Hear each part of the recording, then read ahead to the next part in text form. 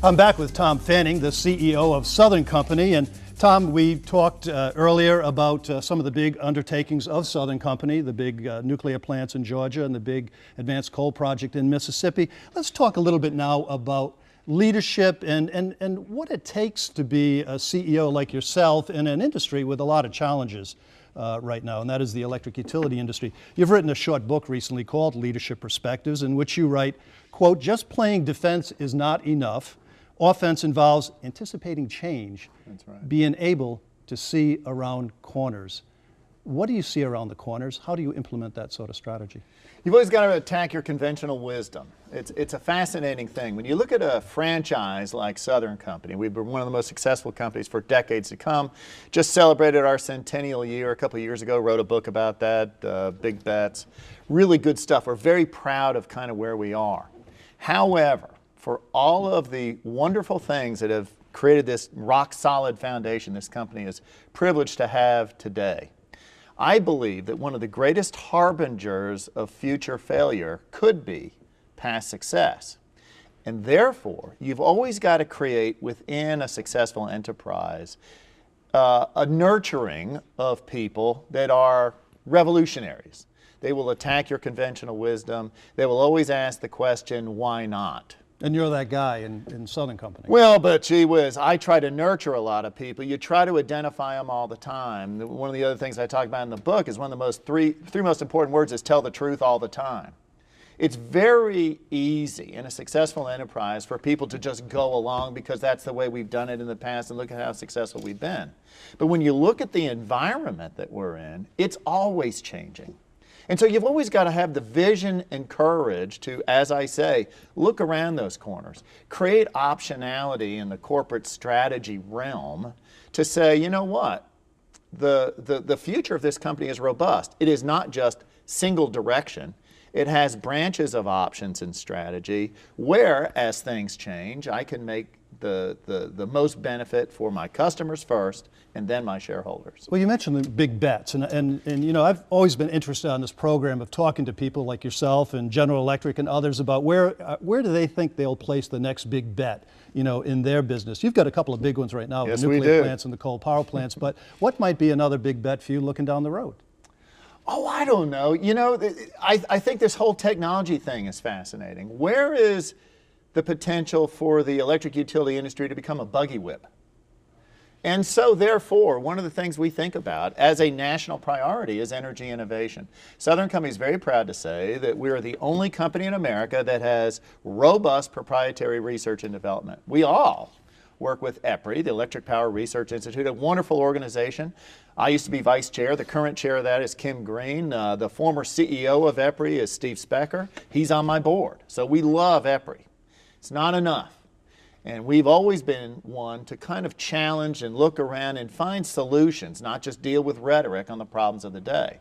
One of the interesting issues may be distributed generation. And so we're very actively looking at a business case that may make sense for the benefit of our customers. In this book, you also write that from a merger and acquisition perspective, Southern Company is a bird of prey, not a moving prey, not roadkill.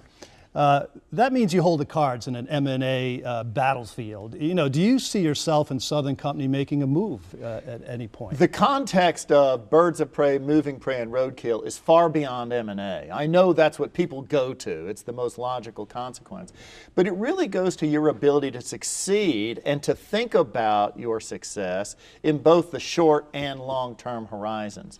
And what Southern does consistently, we will never impair our long-term viability to achieve a short-term goal. We keep the long-term viability paramount and we make the short-term work, and we've been so fortunate to be able to do that for so many years. Moving prey typically optimizes short-term and puts long-term kind of imperiled or subordinate of their interests. And of course, roadkill can't get out of bed in the morning. Now, from an M&A standpoint, you always have to test those waters. You should always look at every strategy that may bring value to your customers and your shareholders. We do that all the time. I think those things are exceptionally hard to execute. So that said, what kind of premium would it take for you to suggest that Southern Company sell? There's no number for any certain circumstance. That's an unanswerable question. What you always have to do is you have to start with what's your ethos. And our ethos is what's best for customers. We define our effect on customers by reliability, price, and customer satisfaction. For all the challenges we talked about in the first half of the program here, when we think about all the issues in Mississippi, and we had regulatory issues in Alabama, and building a nuclear plant in Georgia, for heaven's sakes, just did a regulatory event in a rate case in Florida, our 4 companies led our peers across the United States in customer satisfaction. I find that remarkable. That's the North Star. So anything that we evaluate as a corporate strategy must pass that test. You know, when you look across the industry, Tom, in the United States, you know, what do you think is the long-term outlook? We essentially have in this country 2 types of systems: the regulated system, like Southern Company, and the merchant or unregulated system, and the latter is struggling. You know, are we going to continue in the sort of 2 worlds of electric utilities for the long term in the United States? And is that going to work? Is that the best option? It is. I've been on record on this, and I know I can be a little, I don't know, provocative here. But it's very clear to me that if your objective function is the welfare of customers, the families we're privileged to serve, growing the economy, creating for America an unassailable advantage to compete successfully in a worldwide economy, energy is growth capital. Electricity is the fastest growing of the energy sector in America, and we've got to get that right. I know a lot of people back in the Enron days wanted to pursue this deregulation strategy as the new future. In my view, it is a badly misguided strategy, and I know people are working very hard to make that so-called organized market structure work. But it is clear to me that customers and economies are better served in an integrated, regulated environment. But you can't put that genie back in the bottle. Oh, I think you can to some degree. Oh. For example, one of the huge problems in the merchant markets is that there is no long-term price signal that will attract big baseload investments in things like nuclear or coal or a variety of other things. And so they're always working in ways to kind of provide incentives to build transmission or other long-term kind of investments. We can't always just continue to build gas. We need that full portfolio I mentioned earlier.